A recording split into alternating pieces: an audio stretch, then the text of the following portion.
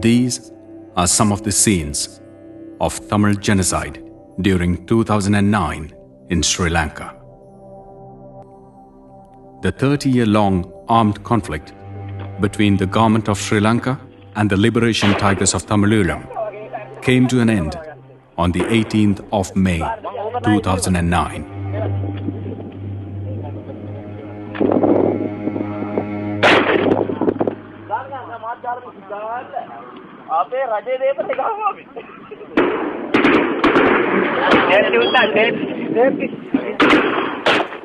The government's victory came with the deaths of 70,000 to 140,000 Tamil civilians in the Vanni region, largely due to the deliberate military shelling of the government designated on no-fire zones.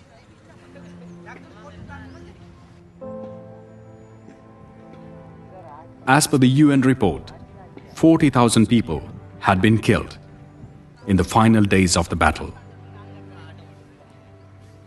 Although the LTT committed human rights violations, albeit on a smaller scale, only the government perpetrated abuses with the malicious intention of ethnic cleansing the Tamil minority, also known as genocide.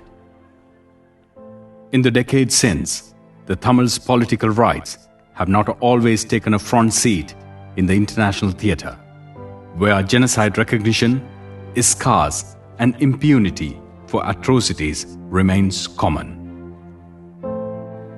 The Tamil population in the north and east of the island, even before the arrival of Sinhalese to Sri Lanka, famously known as Ceylon, within relatively well-defined geographical boundaries in the north and east parts of the island, share an ancient heritage, a vibrant culture, and a living language which traces its origin to more than 2,500 years ago.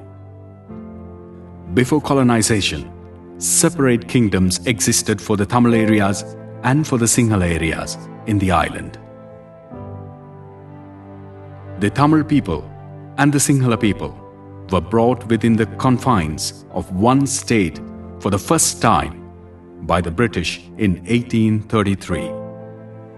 After the departure of the British in 1948, the Sinhala people, speaking a language alien to that of the Tamils and claiming a separate and distinct heritage, has persistently denied the political and democratic rights of the Tamil people.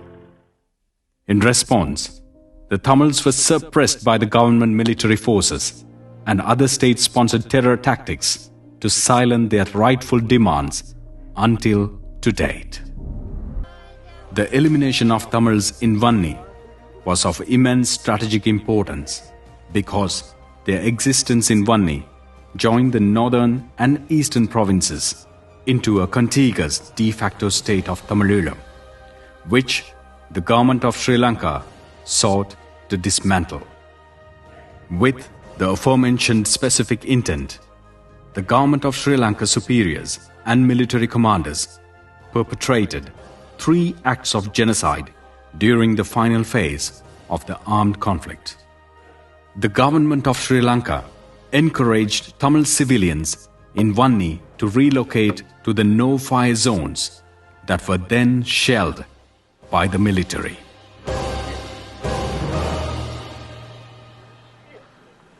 This intentional multiple shelling of the no-fire zone on hospitals, food distribution lines, and areas near humanitarian organization ships were largely responsible for the killing of 70,000 to 140,000 Tamil civilians.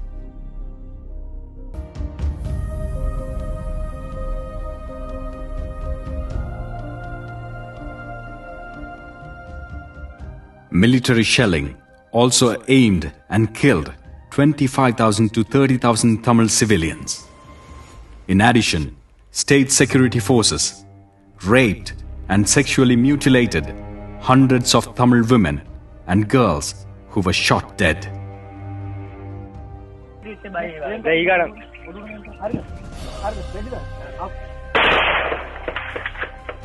Tamil men and women who were detained after crossing into government-controlled areas were subjected to sexual violence with active cases to date.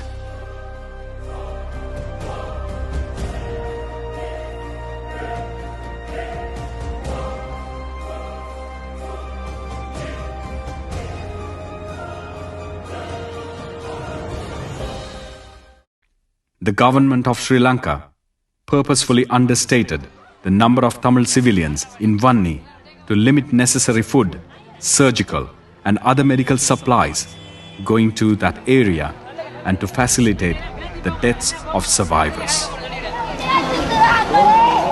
Military shelling systematically displaced at least 300,000 Tamils in Vanni. Such legal examinations would have advanced greater political recognition of genocide against the Tamil people, or at the very least, critical engagement on the question of genocide. India, as a nation of the largest democracy in the world, to which Tamils look to as their father's nation, must intervene into the Tamils' issue and help them to find a permanent political solution. In current political climate, numerous Buddhist monasteries under state sponsorship and support are capturing or taking over Hindu temple lands in north and east region of Sri Lanka.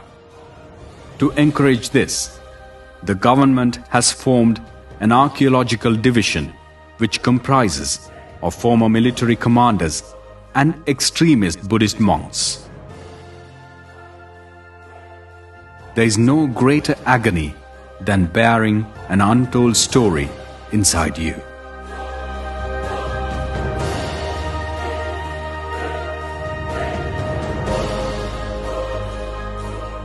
The world suffers a lot, not because of the violence of bad people, but because of the silence of good people.